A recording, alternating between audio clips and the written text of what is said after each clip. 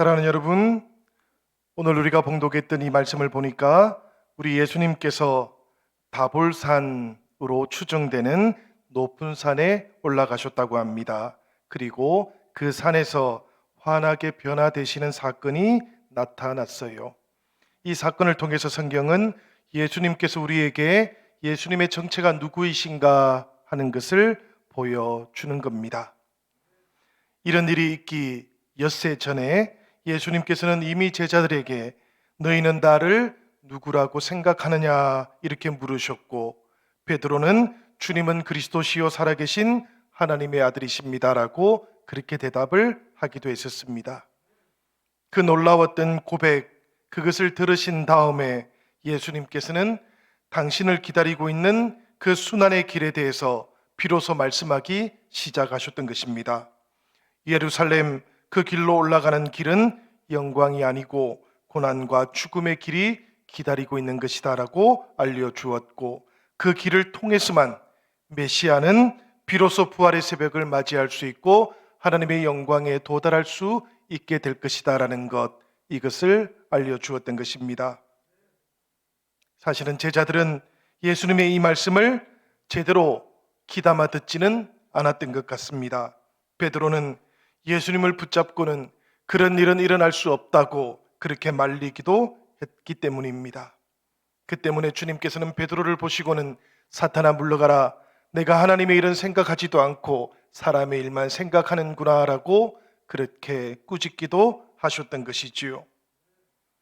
그리고 나서 엿새가 다시 지나왔던 것입니다. 그리고 변화 사건이 일어났던 것인데요, 우리가 이 말씀을 보면 우선 엿새 후라고 하는 이 때가 조금 우리가 생각해 봐야 할 대목인 것 같습니다. 왜 그런가 하면 이 엿새라는 것은 성경 속에서는 불완전한 숫자를 가리키기 때문이에요.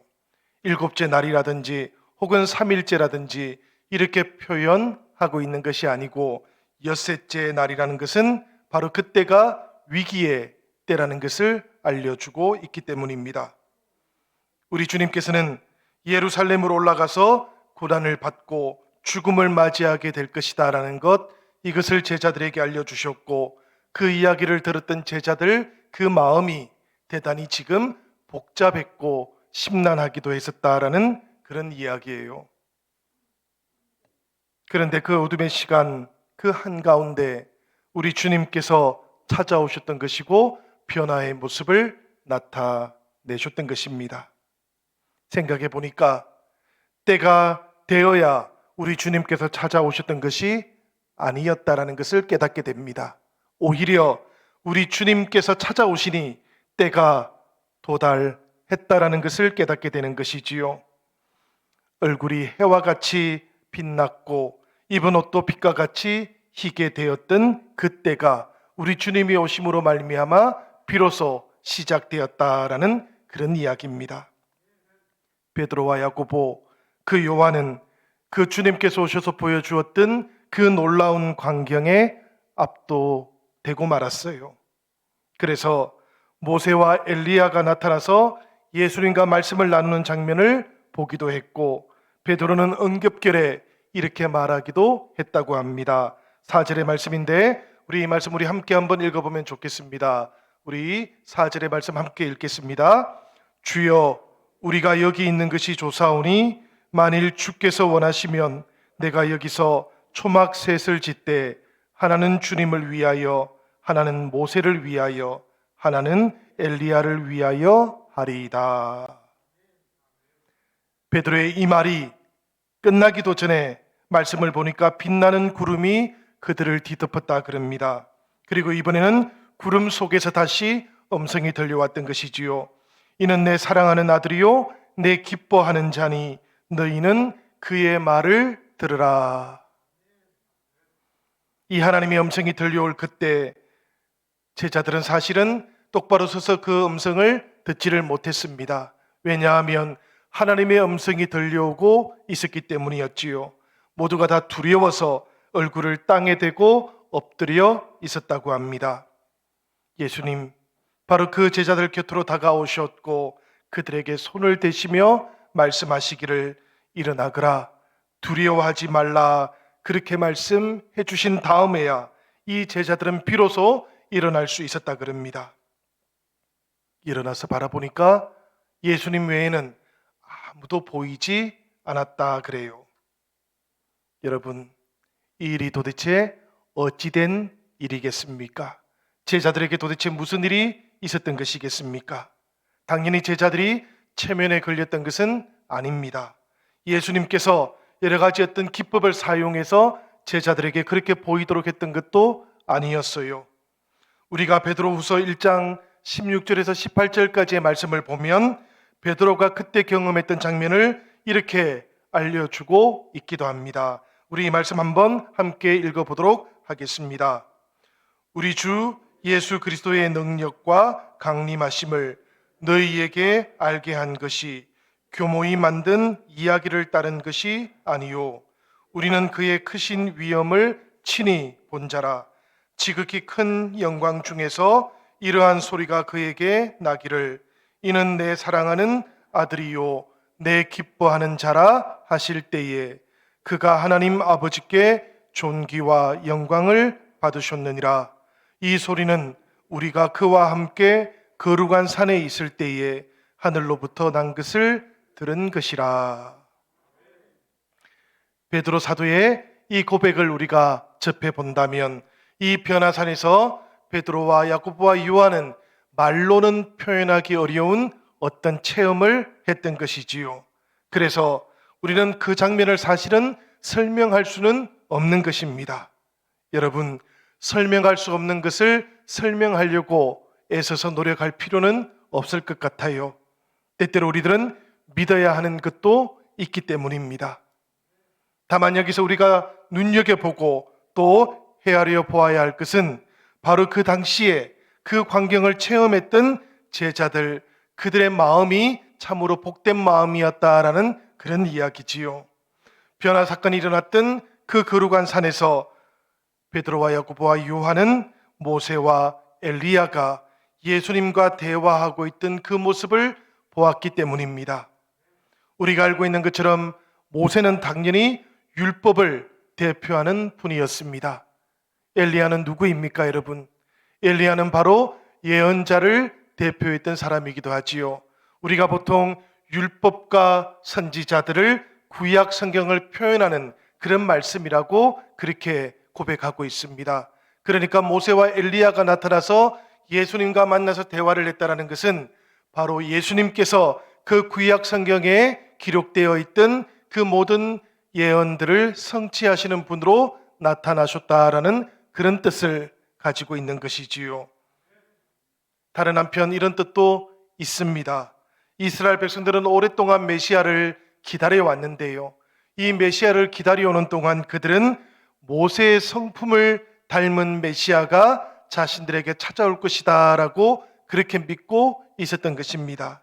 그리고 아울러서 주님의 날이 도착하기 전에 예언자 엘리야가 먼저 와서 주님 오실 길을 잘 닦아줄 것이다 라고 그렇게 믿고 있었던 겁니다. 그러니까 지금 모세와 엘리야가 나타나서 예수님과 만나고 있는 이 장면은 바로 예수님의 정체가 누구인가 하는 것을 알려주고 있는 것이기도 한 것이지요. 베드로가 그 모습을 목격했던 겁니다. 그리고는 말하기를 우리가 여기 있는 것이 참으로 좋습니다. 원하시면 초막 3개를 짓겠습니다 라고 그렇게 고백을 했던 것입니다. 여러분, 오늘 말씀을 보니까 베드로가 그렇게 말하고 있을 그때에 바로 빛나는 구름이 그들을 덮었다 그렇게 말씀하고 있어요. 이 말씀 속에 나오는 구름은 성경의 어법대로 이해를 해본다면 하나님의 임재하심을 표현하고 있는 겁니다. 왜 그런가 하면 하나님의 영광, 하나님의 거룩하심, 이것은 사람이 온전하게 이해할 수는 없는 것이기 때문이에요. 사람이 볼 수도 없는 것이기 때문에 그렇습니다. 그래서 하나님께서 임재하실 때 성경은 늘 하나님께서 구름 속에 임재하신다라고 그렇게 표현해 왔던 것이지요. 바로 그런 구름 속에서 지금 소리가 들려왔던 것입니다. 이는 내 사랑하는 아들이요 내 기뻐하는 자니 너희는 그의 말을 들을지어다. 이 하나님의 음성은 지금 순환의 길을 앞에 두고 계시는 그 예수님께서 다른 누구도 아니고 하나님의 사랑받은 아들이라는 것을 알려주고 있는 것입니다. 그리고 하나님께서는 또한 이 예수께서 걸어가시게 될 그 길을 기뻐하신다라고 그렇게 알려주고 있기도 한 것이지요. 이 말씀 구절을 조금 더 살펴보면 내 기뻐하는 자라는 말씀은 내가 만족스러워하는 사람이다라는 그런 뜻을 담고 있기도 합니다. 우리 예수님의 그 길을 하나님께서 마음으로 만족스러워하시고 흡족해 하신다라는 그런 뜻을 담고 있는 것이지요. 사랑하는 여러분, 우리가 이 말씀을 읽을 때마다 늘 다시 한번 마음속으로 이런 고백을 해보게 됩니다. 나는 어떤 자리에 있는가? 나는 하나님하고 얼마나 만족스러운 관계 속에 살아가고 있는 것인가 하는 물음을 던져보게 되는 것입니다. 이렇게 물음을 던져보면 늘 우리들은 하나님 앞에서 부족한 모습을 발견할 수밖에 없습니다마는 그럼에도 불구하고 우리들은 지치지 않습니다. 그럼에도 불구하고 우리들은 연약해지지 않습니다. 왜냐하면 우리 모두는 다 부족한 사람들이지만 그럼에도 불구하고 길과 진리와 생명이 되어주시는 우리 주님께서 우리의 길을 인도해 주시고 한 걸음 한 걸음 함께 동행하고 계시기 때문입니다. 사랑하는 여러분, 오늘 이 말씀을 읽으면서 여러분들은 누구의 말을 귀담아 듣고 계십니까? 혹시 베드로의 말을 귀담아 듣고 계십니까? 아니면 주님의 그 말씀 앞에 우리의 마음을 온전히 고백하고 있습니까? 예수님의 제자가 되어서 세상을 순례한다라는 것, 이것은 생각해 보면 황홀한 비전만 바라보면서 살아가는 것을 뜻하는 것이 아니지요. 하나님께서 부어주시는 그 영감 속에서 우리를 인도해 가시는 그 성령을 따라서 우리가 살아가는 것을 말하는 겁니다. 그 성령님의 뜻하심을 깨달으면서 우리가 살아가고 있는 이 세상 속에서 하나님의 뜻을 나타내는 것이지요. 그러니까 초막 셋을 짓고 산 위에서 살아가는 인생보다는 오히려 하나님의 말씀을 듣고 그 말씀을 깨닫고 산 아래로 내려와서 사람들과 함께 살아가는 길이 우리 주님의 뜻이기도 하다라는 그런 이야기겠습니다. 그래서 두려움을 내려놓고 땅에 엎드려 있던 그 제자들을 일으켜 세우셨던 그 예수님의 모습이 이어지고 있는 것이지요. 그 말씀 구절을 보니까 그 제자들에게 손을 대셨던 예수님의 모습이 나옵니다. 주님은 손을 대시며 일어나거라, 두려워하지 말아라, 그렇게 말씀해 주셨어요. 이 말씀을 읽으면 여러분 어떻습니까? 우리가 그 변화산에 있던 제자들이다 라고 생각해 보신다면 어떤 감정들이 찾아오십니까? 베드로와 야고보와 요한은 아주 분명하게 큰 위로를 받게 되었을 겁니다. 이미 변화되셨고 지금 영광을 안고 계신 그런 주님이신데도 불구하고 그 주님께서 제자들을 만져주셨기 때문이에요. 손을 대어주셨고 위로하셨고 두려워하지 말라 용기도 주셨기 때문입니다. 이 주님께서 지금 우리들 곁으로 다가와 주셔요. 그리고 이 말씀 속에서 우리의 등을 쓸어주시기도 하십니다. 그리고는 우리의 등을 만져주시며 두려워하지 말라 이렇게 위로하고 계시는 줄 믿습니다. 특별히 우리들이 코로나 팬데믹으로 어려운 삶을 살아가고 있을 때, 세상 일에 지쳐서 때때로 비틀거릴 때, 그런 우리들 모두의 삶의 그 모든 상황들 속으로 우리 주님께서는 찾아와 주셨고 만져주셨고 그리고 두려워하지 말라라고 그렇게 힘을 부어 주셨던 것이지요. 여러분, 우리의 마음이 열리고 우리의 눈이 열리기만 한다면 이렇게 우리를 위로해 주고 계시는 우리 주님, 우리와 함께 한 걸음 한 걸음 걸어가 주시는 그 주님을 볼 수 있게 되실 것입니다. 제자들은 이 주님의 음성을 듣고 난 다음에 이제 예수님 외에는 그 누구도 보지 않게 되었습니다.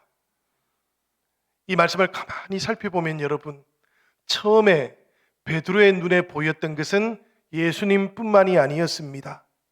사실은 모세도 보였고 엘리야도 보였던 것이지요. 모세와 엘리야와 예수님께서 함께 대화하고 있던 그 모든 모습들이 다 보였던 것입니다. 그런데 위로하시는 주님을 만나고 나서 눈을 떠보니까 이 베드로와 야고보와 요한의 눈에 이제는 주님만 보였다 그럽니다. 모세와 엘리야가 이제는 시간이 되어서 사라져 버렸기 때문일까요? 그렇지 않을 겁니다, 여러분. 제자들의 눈에 이제는 주님만이 가장 존귀한 분으로 보였기 때문일 겁니다. 그래서 베드로는 예수 그리스도 그분을 바라보면서 그분과 함께 산 아래로 내려올 수 있었던 것이지요. 하나님의 눈이 바로 이런 눈이었습니다. 하나님께서는 예수 그리스도 그분만 바라보며 그분의 뜻이 제자들에게 아름답게 전해지기를 바라고 계셨던 것이지요. 내 사랑하는 아들, 내 기뻐하는 자니 너희는 그의 말을 들으라 말씀하셨던 그 하나님의 뜻이 바로 여기에 있었다라는 것을 우리들 모두가 깨닫게 되는 것입니다. 사랑하는 여러분, 우리가 다시 주님의 이 음성을 들을 수 있으면 좋겠어요. 우리가 다시 하나님의 그 뜻도 깨달을 수 있으면 좋겠습니다. 우리가 보고 있는 것들 안에서 예수님이 가장 먼저 보이고 있는지, 아니면 예수님 외에도 많은 것들이 지금 보이고 있는지 우리가 꼭 살펴보아야 된다라는 그런 이야기입니다. 코로나 팬데믹 이 시간들을 거쳐오면서 워낙 여러 가지 어려움들이 있다 보니까 예수님만 본다라는 것, 이것이 쉽지 않다라고 생각이 됩니다. 그런데 여러분, 사실 예수님만 본다라는 이 표현은 예수님 외에는 다른 어떤 것도 보지 말라라는 그런 뜻은 아닙니다. 이 말의 뜻은 조금 다른 의미를 가지고 있는 것이지요. 우리가 세상 속에서 살아가는 동안에도 예수님을 먼저 바라보라라는 그런 의미가 들어있는 것입니다. 그렇게 예수님을 중심으로 내 세계관이 세워지고 내 가치관이 세워지고 나면 그 다음에 보이는 모든 것들은 우리 신앙의 가치관 속에 정립되어질 수 있다라는 그런 의미겠습니다. 우리가 거리두기를 해왔습니다.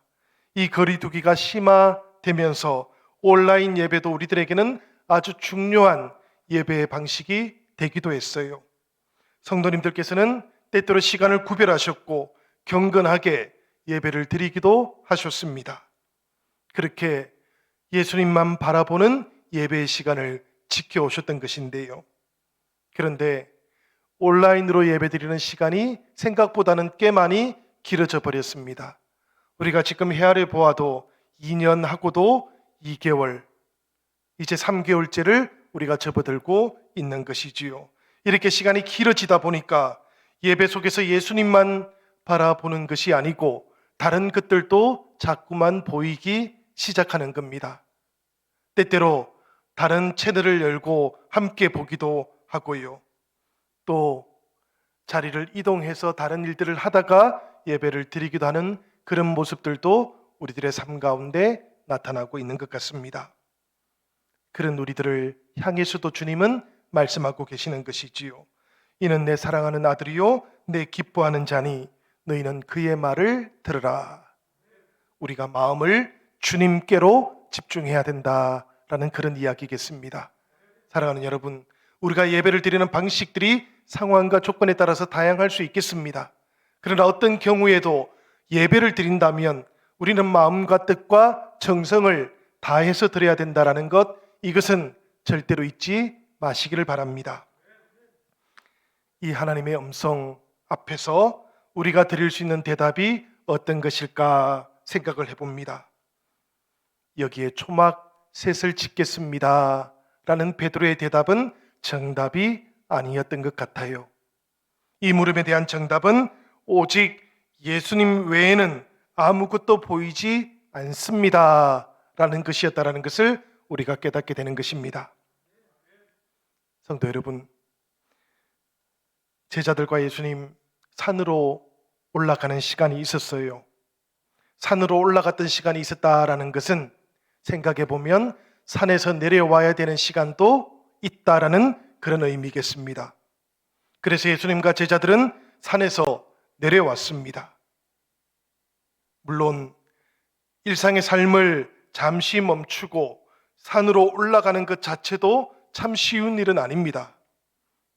그렇지만 어렵다고 오르지 않거나 혹은 올라가서니까 이제는 내려오지 않거나 하면 그건 더 어리석은 일이기도 하지 않겠습니까? 우리가 신앙의 길을 건넨다라는 것, 그것은 때때로 신앙의 산으로 올라가는 일이기도 합니다. 그렇지만 동시에 올라가는 목적도 있는 법이지요. 올라가는 목적은 다시 일상의 삶으로 내려오고자 하는 것입니다. 산으로 올라갔던 사람들이 하나님의 뜻을 깨닫고 나면 일상의 삶으로 돌아와야 한다라는 그런 이야기예요. 우리가 성경을 보면 제자들은 종종 산으로 올라갔습니다. 산으로 올라갔던 이유가 무엇일까 생각해 보면 하나님의 뜻을 듣고자 했던 거예요. 모세도 그랬고 엘리야도 그러했던 것입니다. 그렇게 일상과 구별되어졌던 아주 특별한 영역 속에 머물렀고 하나님의 뜻을 깨달았던 것이지요. 그리고는 다시 일상 속으로 내려왔습니다. 누구든지 사랑하는 여러분, 하나님의 뜻을 깨닫지 못하면 산에 올라가는 것이 목적이 되겠습니다마는 하나님의 뜻을 듣고 깨닫고 그리고 나면 그 다음의 목적은 아주 분명합니다. 산에서 계속 머물러 있는 것이 아니고 일상 속으로 다시 내려와서 하나님의 뜻을 전하고 나누고 누리는 것이 되어야 하는 것입니다. 우리 예수님께서는 그렇게 사셨던 것이지요. 오늘 말씀을 보니까 변화산에서 얼굴이 해같이 빛났고 옷도 빛과 같이 희어지기는 했지만 예수님께서는 산 위에 머물지 않으셨습니다. 다시 사람들이 머물고 있던 그 마을로 다시 내려오셨던 거예요. 금소한 옷을 입으셨고 병든 이를 치유하셨고 영혼의 아픔을 회복시켜 주셨던 분이 바로 예수님이셨다라는 그런 이야기입니다. 때때로 삿된 것들, 더러운 것들 깨끗하게 치워 주셨던 청소부가 예수님이기도 하셨다라는 그런 이야기예요. 그렇게 산에서 내려왔던 그 길에 예수님께서 제자들에게 한 가지를 부탁하셨습니다. 사실은 명령이었을 것 같은데요. 9절에 나오는 말씀인데 말씀이 이렇습니다. 인자가 죽은 자 가운데서 살아나기 전에는 본 것을 아무에게도 이르지 말라. 이 말씀의 뜻이 무엇인지 우리는 잘 알 것 같습니다. 그런데 여러분, 이 말을 들었던 제자들은 조금 다른 생각을 했던 것이지요. 그래서 10절에 보니까 이런 물음이 뒤따라 나왔던 것입니다. 그러면 어찌하여 서기관들이 엘리야가 먼저 와야 하리라 하나이까? 제자들이 던졌던 이 물음을 우리가 한번 생각해 보면 그 뜻은 아주 분명한 것 같습니다. 여러분, 엘리야가 어떤 사람이었습니까? 엘리야는 호렙산에서 하나님과 직접 대면하기 전에 갈멜산에서 아주 무섭게 이스라엘 백성들을 정화시켰던 그런 사람이었습니다. 그리고 난 다음에 이 엘리야는 호렙산에서 세미한 가운데 하나님을 만났어요. 그리고 나서는 베델로 갔다가 여리고로 갔다가 그리고 난 다음에는 요단 강가에서 마침내 하늘로 승천했던 사람이기도 했습니다. 이 엘리야의 모습을 보면서 사람들은 엘리야가 목숨을 잃은 것이 아니라고 언젠가는 다시 돌아올 것이다 라고 그렇게 종말 신앙을 가지기 시작했던 것이지요. 이 고백을 말라기 예언자는 말라기 4장 5절에서 이렇게 말하고 있는 겁니다. 보라, 여호와의 크고 두려운 날이 이르기 전에 내가 선지자 엘리야를 너희에게 보낼 것이다. 사실 이 말라기 말씀뿐만이 아닙니다, 여러분. 유대교 서기관들은 이 성경에 나오는 말씀 외에도 여러 문서들을 통해서 엘리야가 다시 올 것이다 라는 말씀을 추석을 하고는 했어요. 이 서기관들이 그렇게 여러 문헌들을 통해서 인자가 오시기 전에 일어날 일을 시간표를 만들어 놓았던 것입니다. 그러니까 유대인들은 모두가 다 이 서기관들이 알려주었던 이 시간표를 통해서 인자가 오기 직전에 나타날 일을 알고 있었던 거예요. 그 일이 무엇인가 하면은 바로 엘리야가 먼저 올 것이다 라는 사실이었습니다. 제자들 입장에서는 궁금했던 것이지요. 왜냐하면 조금 전에 그 다볼산으로 추정되는 높은 곳에서 변화되셨던 예수님을 본 것뿐만 아니라 지금 엘리야도 보았기 때문입니다. 예수님과 엘리야가 만났고 대화를 나누었으니까 예수님께서 메시아인 것도 분명했고, 그리고 이제 엘리야가 왔다라는 것도 분명했으니까 사람들에게 알려줄 수도 있었던 것이지요. 그런데 예수님께서는 내려오는 길에 인자가 다시 부활할 때까지는 너희가 보았던 일들을 사람들에게 알리지 말라, 이렇게 이야기하니까 제자들이 궁금했던 겁니다. 도대체 왜 서기관들은 그러면 엘리야가 먼저 와야 된다라고 그렇게 말하는 겁니까? 라고 이렇게 되물었던 것이지요. 이 무렵에 대한 예수님의 대답이 어떠합니까, 여러분? 11절과 12절에 나오는 말씀을 보니까 예수님께서는 이렇게 대답을 하셨다 그래요. 엘리야가 과연 먼저 와서 모든 일을 회복하리라. 그리고 이어서 말씀하시기를 엘리야가 이미 왔으되 사람들이 알지 못하고 임의로 대우하였도다. 예수님께서는 지금 제자들에게 사람들이 알아보지는 못했지만 엘리야가 이미 다녀갔다라고 그렇게 대답을 하셨던 것입니다.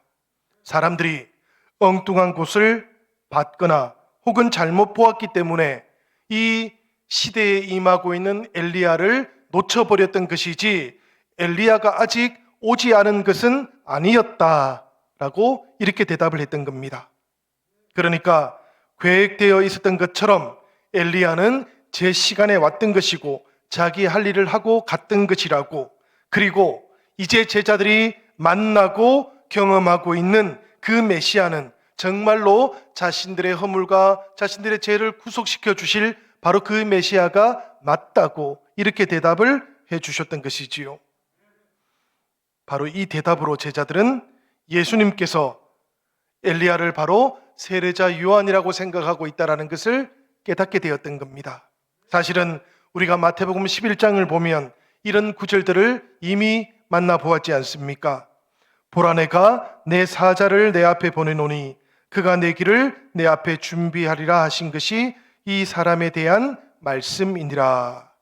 만일 너희가 즐겨 받을진대 오리라 한 엘리야가 곧 이 사람이니라. 이 말씀을 보면 예수님께서는 이미 이전에 세례자 요한이 약속되어 있던 그 엘리야인 것이라고 말씀도 해주셨던 것이지요. 오늘 우리들은 바로 이 세례자 요한을 통해서 엘리야가 예수님보다 먼저 오셨고 그리고 예수님의 그 길을 예배하고 있다라는 것, 이것을 깨닫게 됩니다. 그런데 여러분, 사실은 이 말씀 속에서 정말로 중요한 본문은 바로 그 다음에 이어지는 구절들이지요. 왜냐하면 12절 하반절을 보면 이런 말씀들이 나오고 있기 때문입니다. 인자도 이와 같이 그들에게 고난을 받으리라. 엘리야의 역할을 했던 세례자 요한이 사람들에게 어떤 대우를 받았기 때문에 이런 말씀을 하셨던 것입니까? 우리가 읽어보았던 말씀을 보니까 사람들이 알지도 못했고 임의로 대우했다 그럽니다.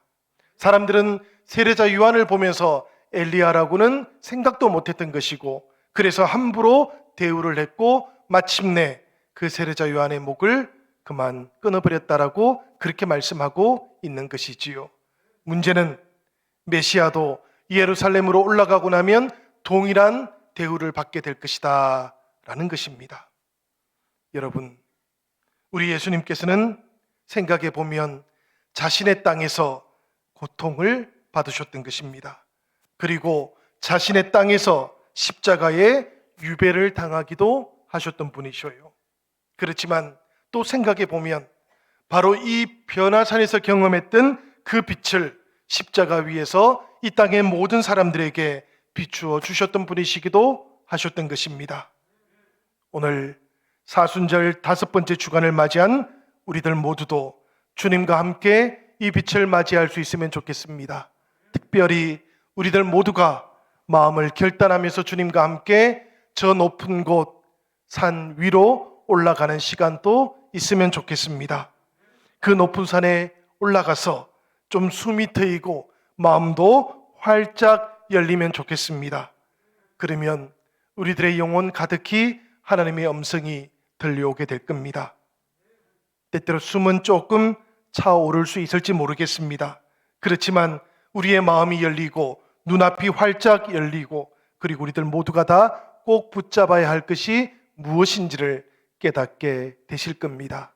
사랑하는 형제자매 여러분, 오늘 하나님께서 우리에게 주셨던 이 말씀들을 꼭 붙잡으시고 우리들 마음이 주님과 더불어 산 위로 올라가는 시간 가지시고 그리고 그 위에서 우리가 다시 주님과 함께 붙잡고 내려와야 할 것, 그것이 무엇인지를 깨닫는 시간, 이 시간이 되시기를 우리 주님의 이름으로 간절히 축원드립니다.